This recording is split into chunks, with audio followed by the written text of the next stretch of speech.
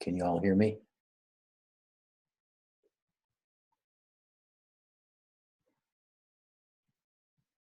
Welcome. Welcome, James. Enrique, Angela, Vesselina, VJ, and all of the others. Thank you for joining me this Sunday morning for satsang in Arizona. It's beautiful out, partly cloudy, blue sky, sort of bracing temperatures. I'd say it's 55, 60. A nice day, as opposed to 0 degrees in Minneapolis.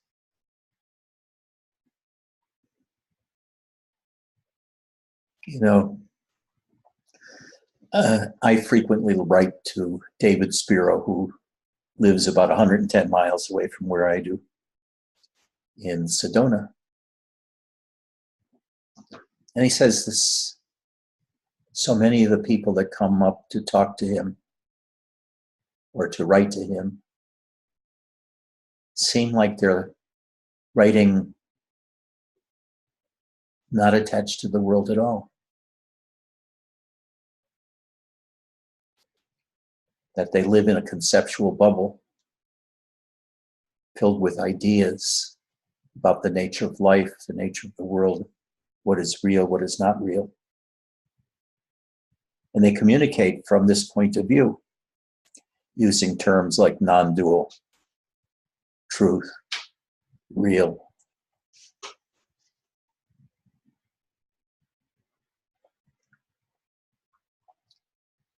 But these concepts you get from books written by others about their point of view, about what is truth. Robert says, you don't exist as a person. You're really consciousness, or you're Satchitananda, or you're Brahman. I never knew what the hell that meant.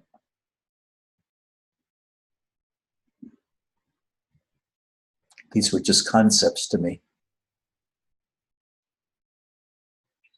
And I know that my experiences that I've had of oneness or emptiness or of Shakti can't really be put into words. That the words I use only poorly describe the experiences I felt. Now, Sun San Sanim said your mind makes everything. It creates your world that you live in. Yes, you live in a physical world, but you also have all kinds of ideas about it, or else your mind is crowded with thoughts about how to do things in life, even 10 minutes from now. What's real? What's not real? Should I meditate? Should I not meditate? Shall I donate? Shall I not donate? Shall I masturbate or should I not masturbate? What do I want?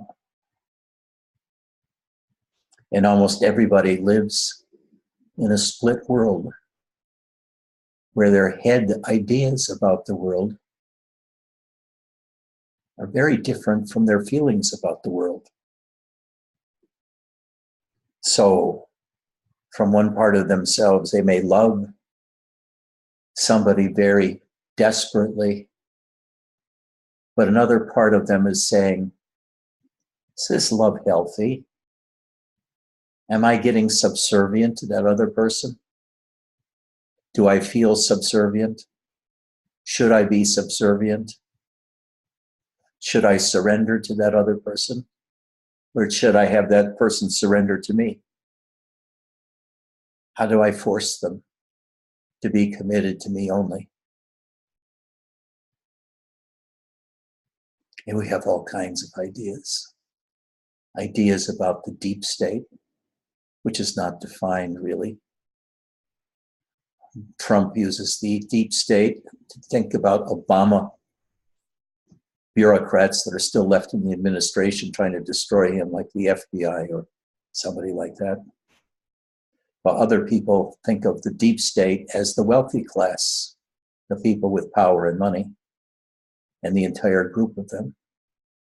Other people have various definitions of the deep state, and they act as if they were real, and they give these terms a reality. They see a kind of paranoia in the universe as the deep state is trying to control the information we receive, as if they're able to act in such a concerted, together manner. Take a look at Congress and how they're unable to act in any kind of unity experience. And they think the deep state is different. They are very unitary. They're very coordinated.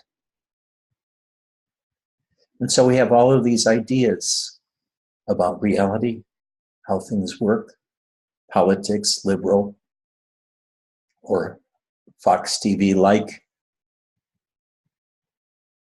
And in addition to that, our feeling states, our gut and our heart, have an entirely different view of the world than our mind does.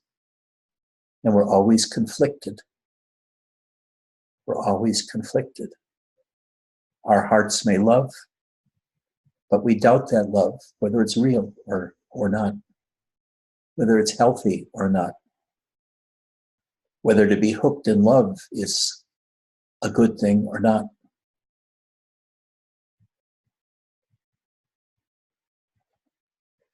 And in spirituality, it's even more the case that love can be looked upon as something, human love, as something unacceptable. That they believe in transcending the human condition. And like Buddhism and Advaita, it means a denial of the human condition, the denial of human desires, the denial of human love, the denial of human sexuality as desirable. They think the only way to transcend the world and obtain God or the self is to deny the world, deny that they exist, deny that they have a self, deny their sexuality, deny their hunger for power, deny their hunger for security. And that's their mind saying, your desires, your feelings are not real. They should be suppressed. And the other part of you feels it, the constant battle inside of you between your heart, your gut, your genitals, and your mind. The mind says, your body is not real, but it feels real to you.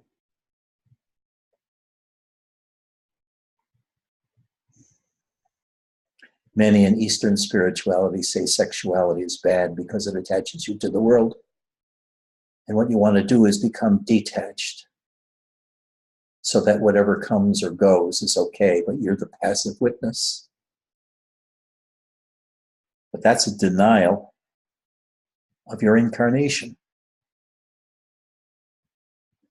James, you are an incarnation of God. Only you in this whole room is an incarnation of God. Everybody else falls short. We're all incarnations of God. It's hard to realize it though, because we don't feel like God. We don't feel that special. We don't feel that powerful.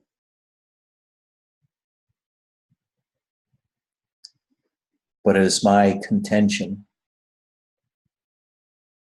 that, surprise, surprise, whatever created this universe of life, let's say, I don't know about all the rocks and the material stuff. But life, whatever created life, built into the human being an ability to attain God and self-realization, not through running away from desires, but to embrace human love, human sexuality, human desire, human devotion, human surrender. And if the depths of love are attained, that love for a human becomes transmuted into a love for God. But this whole idea that one can attain God not by rejecting the world, but by embracing one of the essential human drives to couple, to procreate, to love, to surrender oneself to somebody else's will,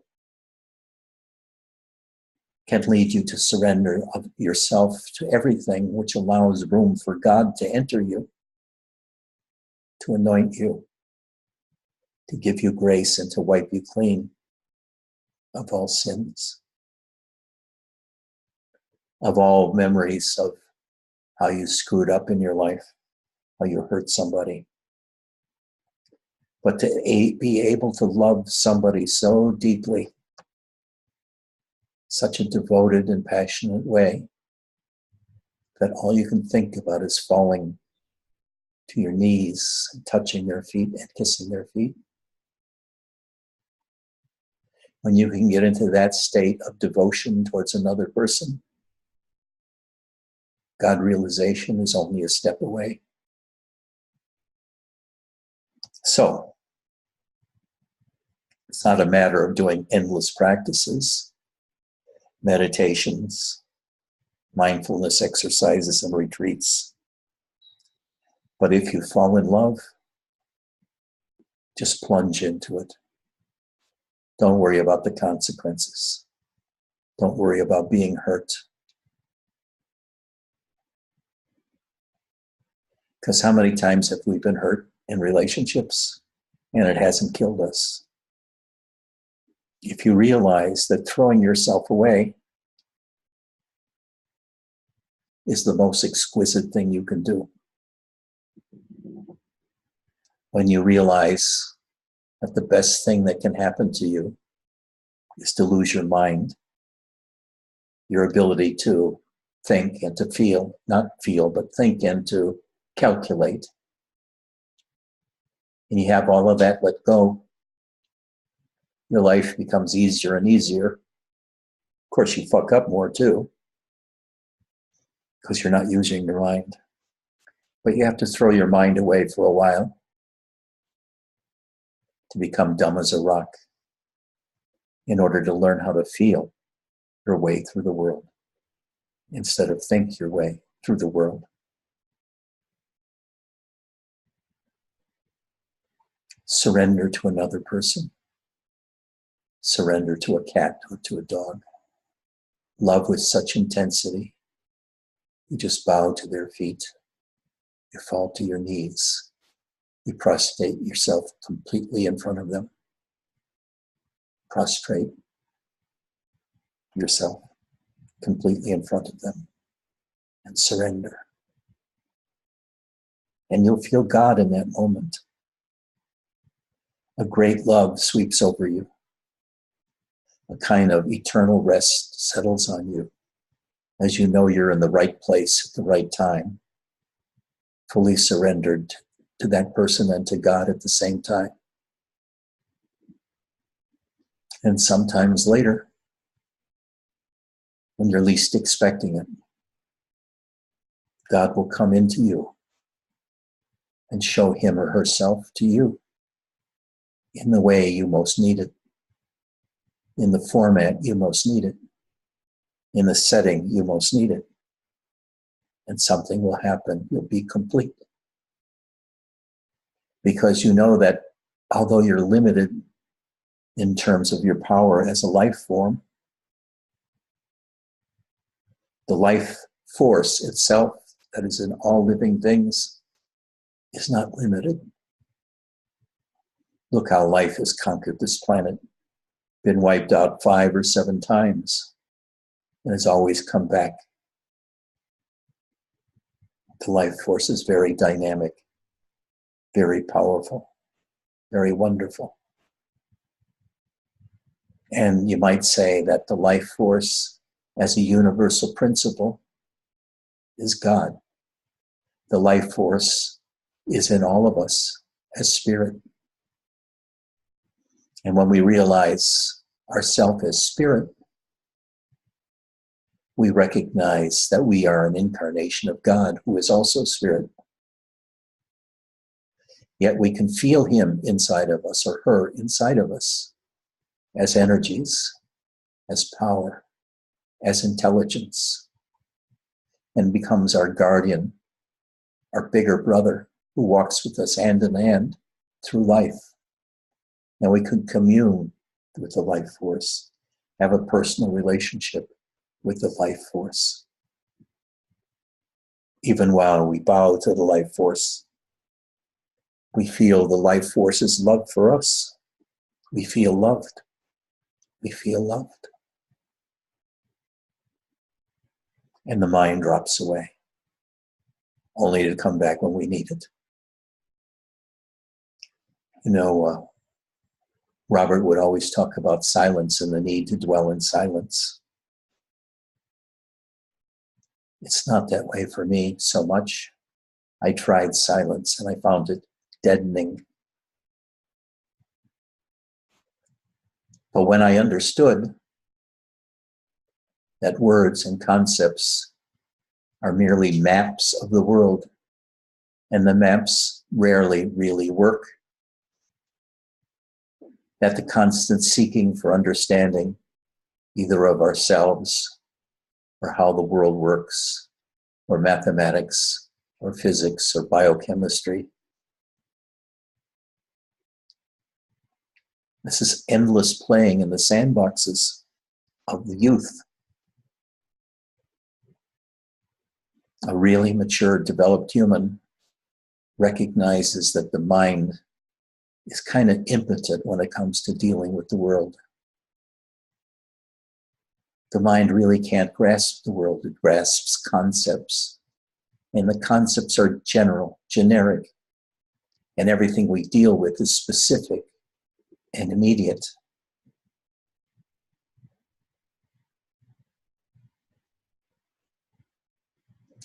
We cast out a net of fixed terms. And we do all our seeking within this network of fixed terms about the nature of reality, what God is, who I am. And instead, we have to realize the mind cannot grasp. We must understand completely that we can't understand the world with the mind. The mind creates convenient fictions that allows us to manipulate the world or ourselves in certain ways, but it doesn't really grasp the world. We feel as if it misses the point. And when we see the irrelevance of the mind can do whatever it wants because we pay it no heed. And instead we listen to our hearts and our guts and what they tell us. I think there's a kind of commonality in medicine that the gut is a sort of a second brain. The gut is a second brain, sometimes I say, because of all the bacteria that live in our gut that perform a subconsciousness within our general consciousness. And others say it's just another form of integrating understanding to feel with our gut. And you can be dumb as a rock. And if you rely on your gut, you can do major things. Like Trump is dumb as a rock, but he's president of the United States because he relies on his gut. And Shakti acts through the gut, not your mind. And Trump is an energy phenomena, a Shakti phenomena. He acts by the gut, and he directs Shakti that way. And Shakti directs him. There's an interplay between Shakti and Trump. And if you live by your gut, as limited as your mind is, you can still do marvelous things. I talk a lot and I listen a little, but I want to listen to you, what your concerns are. What bothers you? What don't you understand? What do you want? Time to ask you what you want.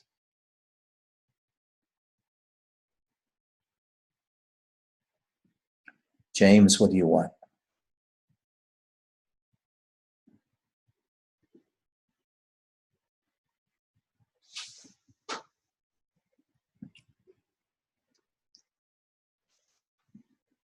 Try it again.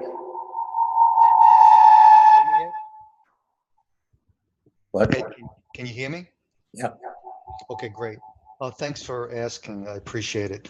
This is my second live Sangha with you, but over the last 3 weeks, I must have listened to about 30 of your Sanghas, so I feel like I know you in the group, and I'm glad to be part of it.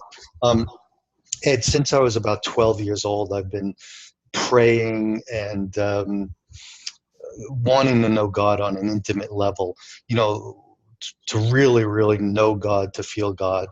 And I could never get there. And I've been doing it, and it's been decades.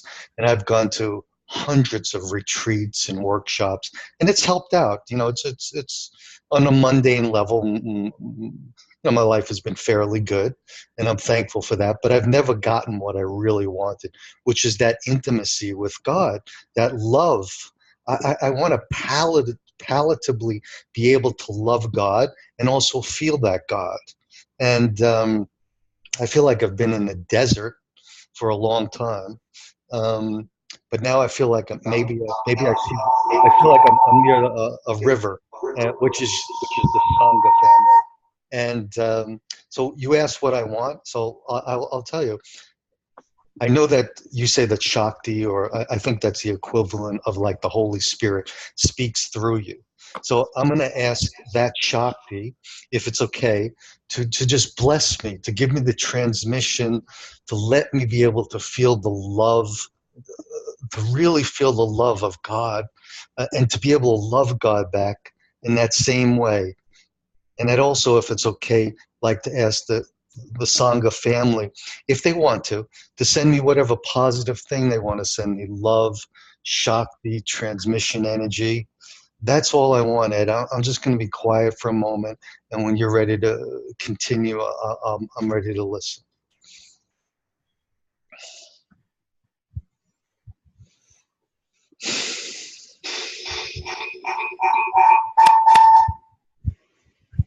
James? Yes. Have you ever been really deeply in love? Yes, I have. Long ago? No, right now, matter of fact. I just got married in October to an angel. Immerse yourself in that. Feel the love for her deepen. It's so much easier to feel the life force in yourself after you first felt it in another, and worship that spirit in her.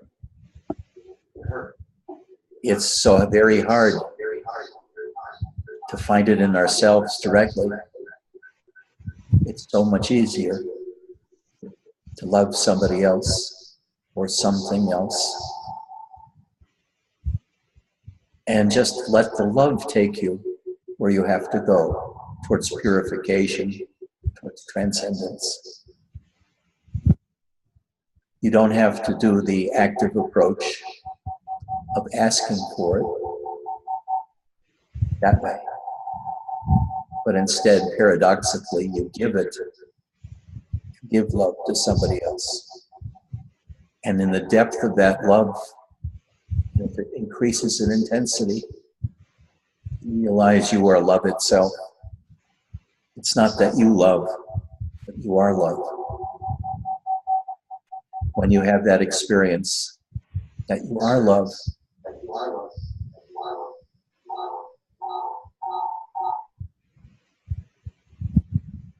you are very close to God realization. I know it's hard to define techniques you have to do to realize God. But for me, I experienced it because I loved another deeply and surrendered. When we met, I fell to my feet, my knees, and then to the ground, and I just held her feet. Did that for a long time. And she fell to the ground too. And we worshiped each other, just as we had done many times before that, over Skype or telephone calls. It was love remotely that allowed the intensity to grow, rather than being suborned to sex. I mean, sexuality was an important part of the attraction, but it certainly wasn't the only thing, because I loved her with my entire body, my entire mind, my sense of soul. Now, this to me is the quickest way to God realization. There are other ways, like feeling within for the eye sensation, starting somewhere in your chest and your heart and gut. Feel that sense that you exist. Feel it. Play with it. Love it. And that sense of self, of existence will grow. And it develops into a field that is in you and around you, that feels alive, that fills the room with life force, energies, Shakti. And Shakti begins guiding you in all ways. Once you develop that sense of presence, that electromagnetic body within and around that touches the world and the energies in the world. This is the way you can practice it until you can find a divine lover, a guru, a man, a woman, a cat, to become your love object and to devote your life to them internally. I don't mean it's necessarily by behaviors, but where you feel that total surrender to the other and that their life is more important than your life. It's the utter humility of Jesus, where all that matters is the well-being of life around you. And you're merely a facilitator for them to flower. And when you can give yourself away like that, God worships you. God loves you. Until that time, you're a mere seeker. Somebody wants to suck on God's tit. But when you are immersed in humility, serving your fellow man or woman in total devotion, you can feel that devotion almost all the time, and that humility of total surrender all the time. Those are the two ways. Love another, or feel that sensation of I am, and by constantly feeling it, it grows and encompasses you as a sense of presence, which is more real to you than your body.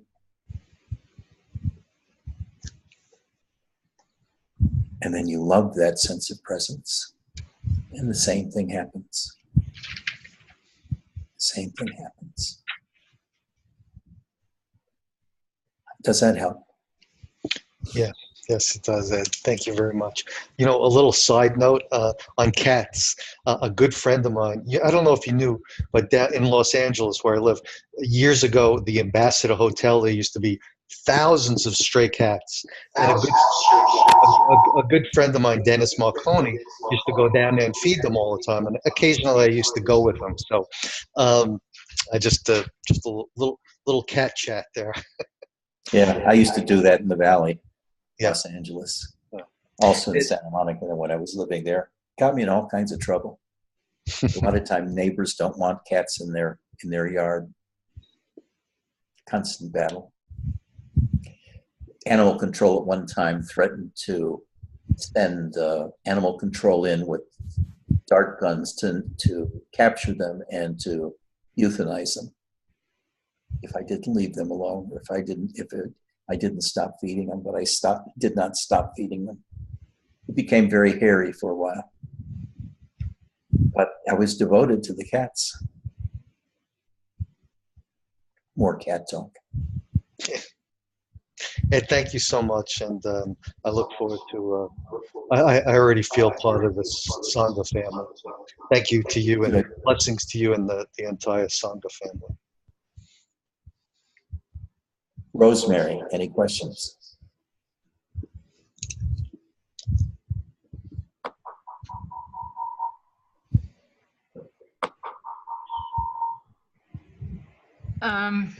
I would like to say something for the name of Mohammed. He had said the chat, and his question is jealousy connected with love? Does love and jealousy go hand in hand? And then he asked somebody to read it to you. Yes, it does. You want more? Yes, it does. Yes, it does. And not only that, you can feel the most exquisite, intense jealousy ever. The deeper you love, your insecurities come out, your doubts come out about your own self-worth or your own attractiveness.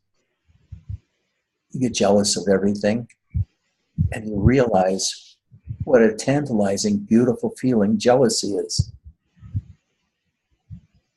Then you can just feel the jealousy without doing anything about it, and just take it as another feeling to be felt, to be absorbed, because it is a very sharp and deep feeling, which can take your breath away almost, like deep fear or deep love. So yes, they're interconnected. Now, some people don't feel jealousy, but I don't think they connect very deeply.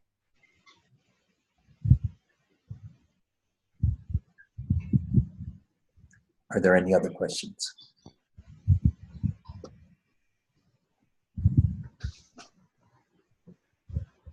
Rolf?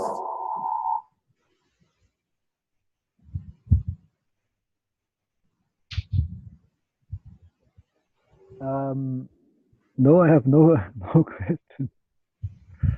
I am thankful, and life goes on, and it's crazy how beautiful it is, and yeah, that's all I have to say.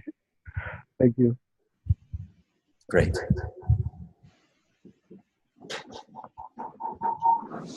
Max, do you have anything to ask or say? No. Stevie?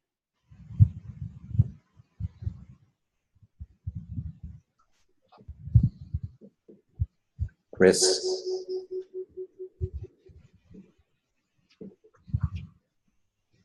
Yeah, I guess. Can you hear me? Yes. mean, not so much to ask. I think you're very clear. I just want kind of an end to my seeking, and I don't know, I'm somewhat afraid of it as well. You're afraid of what? Losing myself, or I don't know, making a mistake, or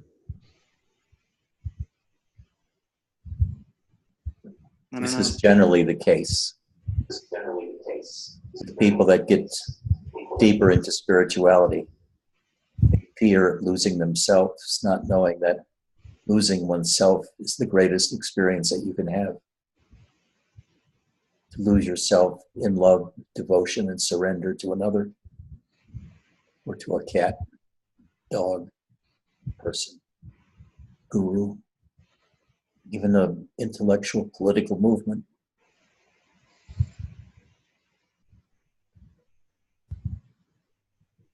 Because in a sense, in most of those kinds of attachments or those relationships, the mind is held in check and you just feel the other. You feel them from your heart or your gut, or your genitals. It's much deeper than the mind. And you then feel the Shakti, the power within you, of the life force within you, of God within you. Angela, do you have a question? Do you have a statement?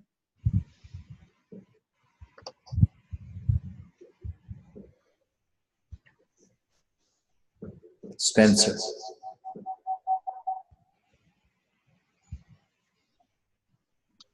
I don't have a question, but thanks for being available to teach us and be an example, because I do find it helpful to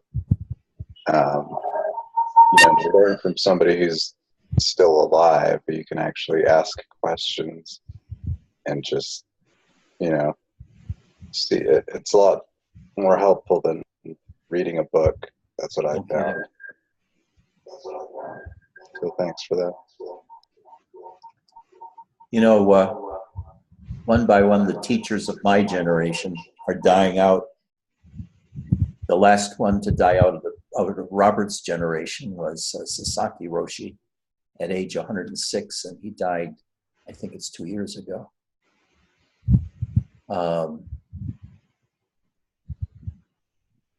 Dion Yogi died maybe 10 years ago. And I just heard that Brother Charles of Muktananda lineage is dying now. So my generation too is dying out. We'll all be gone in another decade or so, 2 decades maybe. So take us while you got us. 50 years of experience in spirituality. I only want to help. Anybody else? Mark? Hi, Robert. I want to thank you for everything, and I've been making tremendous progress, especially in about the last 9 months or so. Just a few comments. I have nothing really that new to say, but I just want to say what I think there's a little bit of valuable stuff. For one thing, and I have realized the I am, or Shakti. I have no doubt about it. It's very constant and obvious. And in retrospect, I've always experienced the self, except extremely rarely, under extremely rare circumstances. When I look back on the peak experiences, the special moments, the most memorable times I've had in my life, they were actually times when I found myself abiding in the greater self. Sorry for the echo. So now that I have constant at will communion with my true self, I'd like to make a few comments. For one thing, as Robert said, like when asked, how will I know if I'm evolving spiritually? He said, don't worry, you will know. And so did Nisargadatta. And in the Nisargadatta Bible, in the mid-50s, like on the 57th point, he says, he who abides in the I am has no questions, and he who knows the I am and all of its implications, and I highlight implications, he has found his, like he is at rest, and he has found it. So basically, all suffering, in my opinion, is caused by being cut off from your true self and being trapped in the mundane self, which is like finding yourself under perpetually cloudy skies in very confined quarters. And then suddenly, when you find the true self, it's like the clouds dissipate and you realize you are the universe, not just the little fragmentary, momentary cardboard cutout mundane life on Earth. So the self to me is like a coherent waveform, like the ocean or the sky or the forest, coherent waveform of, and it gives me feedback through well-being and bliss or euphoria, which is at times very, very subtle, but nonetheless very, very deep and profound. And the sweetness of Shakti is obvious, and when it's working well, it's obvious. When I'm in it, I could abide for hours, as long as it lasts, as long as the bliss lasts. It's self-perpetuating. There is no boredom, and it's like everything is there. There is no lack. So the trick for me is to bring even stronger abidance when things go tough in the mundane world, when I get exhausted, or when things aren't going so well. But I'm making tremendous progress, and I could pretty much abide in Shakti at will. And the presence is all around me pretty much most of the time, if not all the time. So thank you.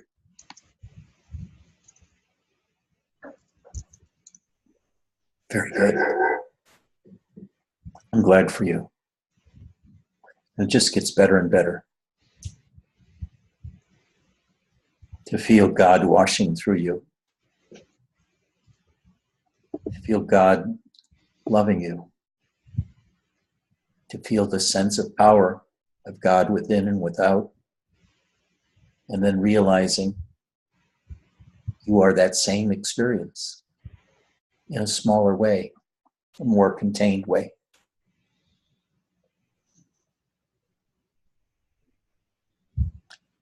That's the difference between the concept of Brahman and of Atman, the individual soul, and Brahman, the omnipotent, omniscient.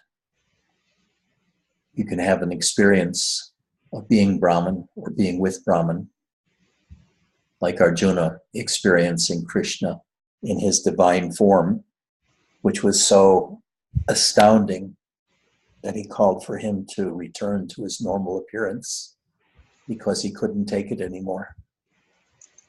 And in a sense, when we fall in love with somebody that we really, really, really love, it's not a thing about possessing them. It's about worshiping them, no matter where they are and what they do. We're worshiping really the life force as a whole in them. We can feel the life force in them. We can feel the love in them. And when they say to you, I love you, Mark, Chris, whoever, you feel it in a way like you've never been able to feel it before, because you've never been this open before. And when somebody says this to you, I love you, in this state, the love is incredibly curative. You feel almost for the first time in your life, you've been deeply loved by somebody you care for deeply.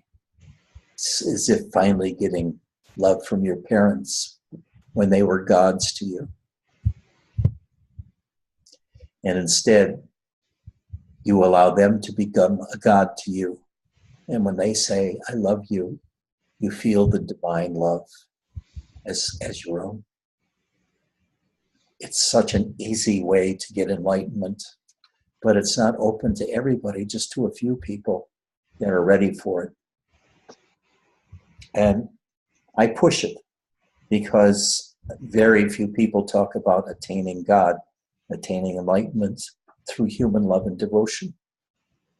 And I think God built it into the system, and that it's been denied for millions, well, tens of thousands of years under the wrap of authority and religious teachings which say to deny life or pay very little heed to it. Most religions are repressive in that way. They want you to conform. But when you really love somebody, all that idea about conformity is dropped, and all you want to do is love and surrender. It's amazing. You just want to love and surrender. You become dumb as a rock. People that have been with me for a long time are like people with Robert. They lose their jobs. They become dysfunctional. They don't think about things, or they can't think about things. And gradually their life grinds to a halt. They lose their jobs and have to move out of their apartments into a smaller one or something like that. But they've all become monks for all intents and purposes. Robert used to joke that he was the only one in the Sangha that continued to work by being a teacher. Everybody else had stopped working and getting an income. And they became moochers, or whatever they had to do to continue not working and worshiping the self within, or looking for the self within. Their minds went to a halt, and they were at rest in themselves, just feeling into themselves. And that was Robert's way. My way of falling desperately in love with somebody else is even more incapacitating.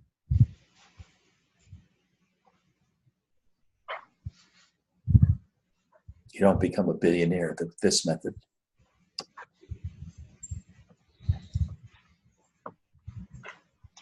Anybody else?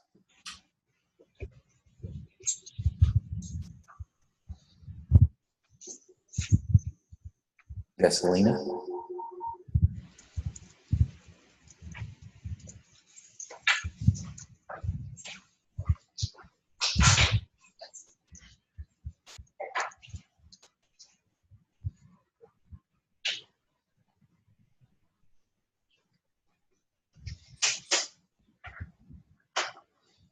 Ed, can I say something?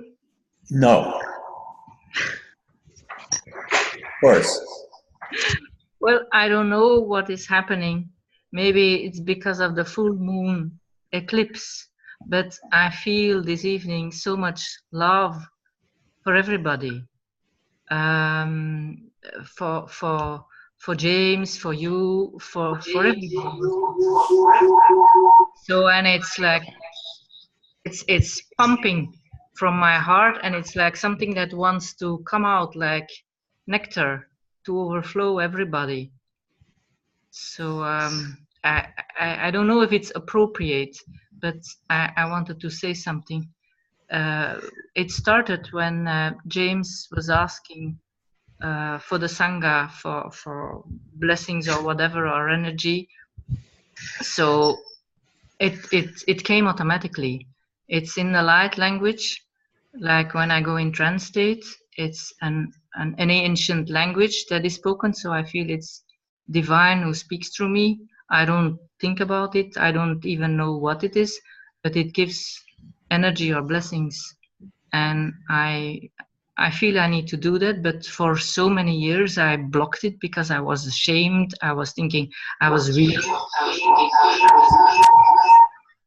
And it's only in safe groups or in safe environments that I felt too open, but still I was thinking, oh, I feel it's my work, it's what I need to do. I need to be an instrument for the divine, and I let it flow because the world needs it as much as possible, because it's the light and the love has to be sent into the world. in as many people or as many places where it's needed, but it's like, yeah, I can't stop it today. Either it's your thing, so I don't want to intervene, but it's like it's coming too strong from my heart. So I don't know. I love you, and I love you all. Thank you very much. It's terrible, isn't it? Snake ain't anat kustana. Ay dortike. Ay tu kush inetat. Hero inaki isn't it?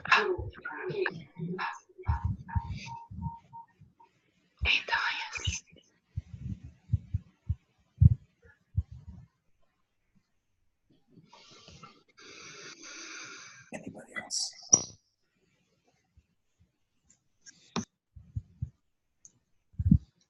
The mind has to go. By the way, we're having trouble with the sound because we've got two computers in this room and the sound only works on the other computer. So Max has to turn the volume down when there's the reverberation starts, the feedback between the two microphones. I don't know why the sound doesn't work on this computer anymore. I tried downloading new drivers, but it didn't seem to do anything. So maybe we can just sit, listen to chanting. Can you play something from Krishna Das, like Sita Ram? It's nice and fast.